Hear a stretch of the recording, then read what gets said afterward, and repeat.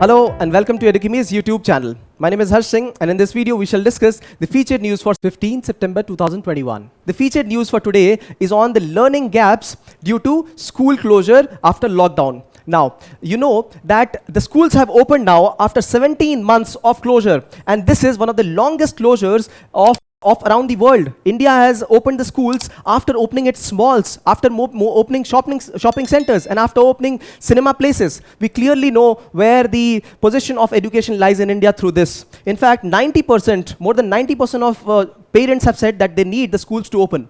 In this context, the Parliamentary Standing Committee has released a report which talks about bridging the learning gaps, which started because of the online mode of education and also review of online and offline school of instructions. In this context, we will understand what are the places, what are the realities of digital education. And after that, we will also see how the government is trying to improve itself on this particular subject of education for school children. March 2020, there was a countrywide lockdown announced in the country. And after that, there were board exams and other exams for school-going children. Everything got closed, and there was no idea when this lockdown will open. That is the first time when one should look at, were the students aware if there will be digital mode of education? They were not aware. So the first thing when the school education restarted in the online mode is the awareness, availability, and accessibility to the school-going children.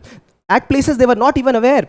Look at the slum areas. Look at the children in rural areas. They did not even have a digital mode of device. They did not have a smartphone at all. In case they had a smartphone, they did not have proper internet connection. Are they to be blamed? They are not. So reality of digital education for children is first non-availability of device, non-availability of proper internet connection, right? For proper streaming. This is just the children aspect. Look at their infrastructure.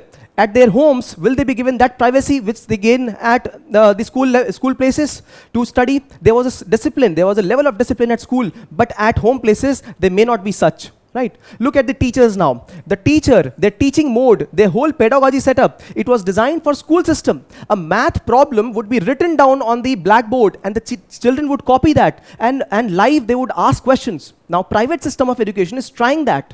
Government is far, far behind. And we are talking that we have tried all this. So this is another reality, the teacher side. That is that, for example, the practice, repetition, the discipline for the students, are they gaining at studying in online mode, or are they getting habituated to online spaces, playing games?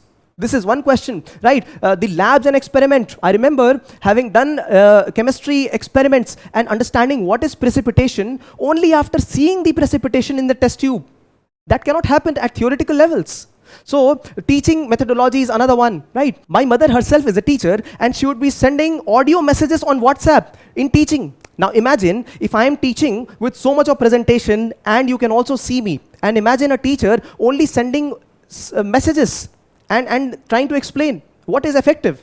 This is what was effective. This is what was possible during those times. But what is effective? You as a student and I also do know that, right? Now the third one, teaching environment and student environment. And third one is the connect between them. The connect for the student, their society, their presence of peers, the playtime, the time in which they start doing some artwork in schools, right? All that would vanish. There would not be an emotional connect between teacher and the children also. PTA meetings were the places where teacher would give inputs to the parents of the children, but all that is not existent at all, right? In the last 17 months. Coming to the language in which communication happens. Now, most of the education in India, because India is a very diverse country in terms of language, it happens in the regional mode, right? Especially at the primary and secondary stages. And all the apps and platforms that we develop, they started with English. Yes, now the portals are diversifying in various languages, but they started in English. So everything happened, but it was not available for the students to study only. And even if it was available, how did the student come to know it was available for them? There was no platform to get aware about it, right? And coming on to migration, just when the lockdown started, people start to go back to their homes. What about their children? As many as around 15% of children, they are not even found. The government doesn't even know where they have gone, just because of the migration which happened after the lockdown. So there's no availability of data about these 15% children. right? Leave apart their education and teaching, right? Coming to societal gaps, our society is again very much diverse. We have various caste, various religion, people in rural and urban areas, marginalized sections. Imagine the effect on them. All that I have said, those effects will be accentuated, those effects will be aggravated, they will show in a very glimmering light to them.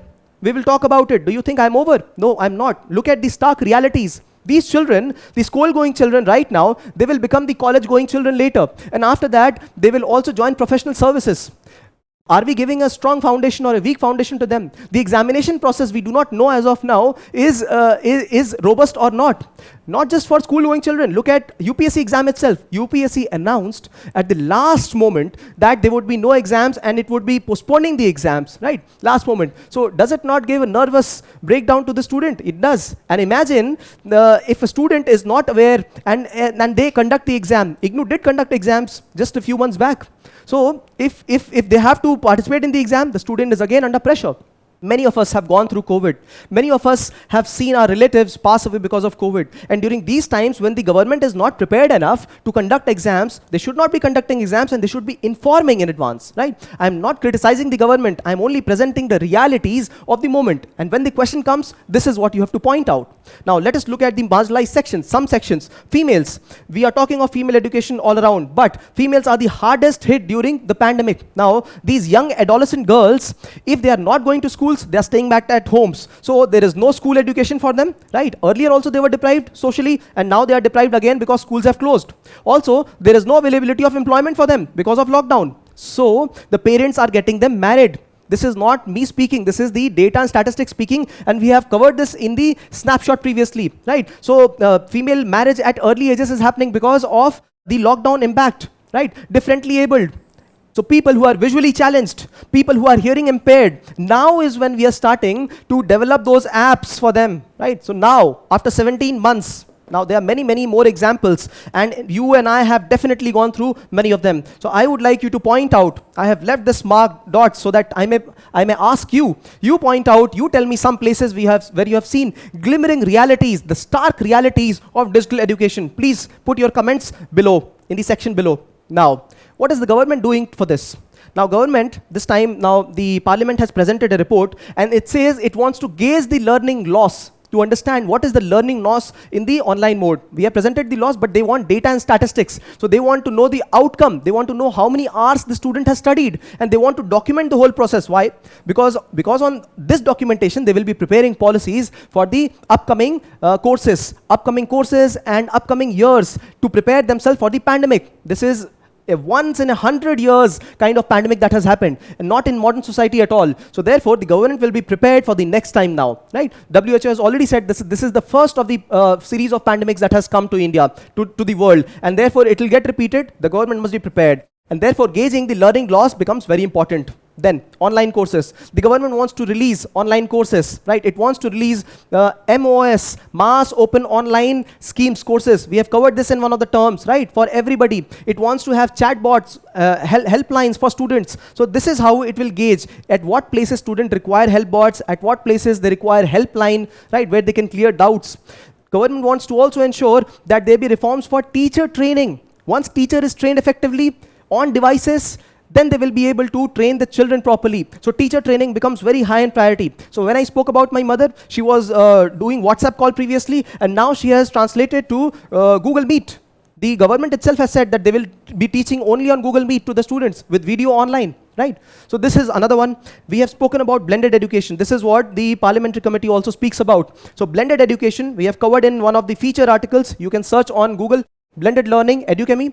So in blended education, there will be blend between online and offline classes. They will be blend in the way examination is conducted. So, right, they will be focused on experiential learning. There will be more focus on satellite education. So, for example, if mobile availability is not there, if there is less connectivity, less 4G connectivity at a particular place, TVs are available at places, no?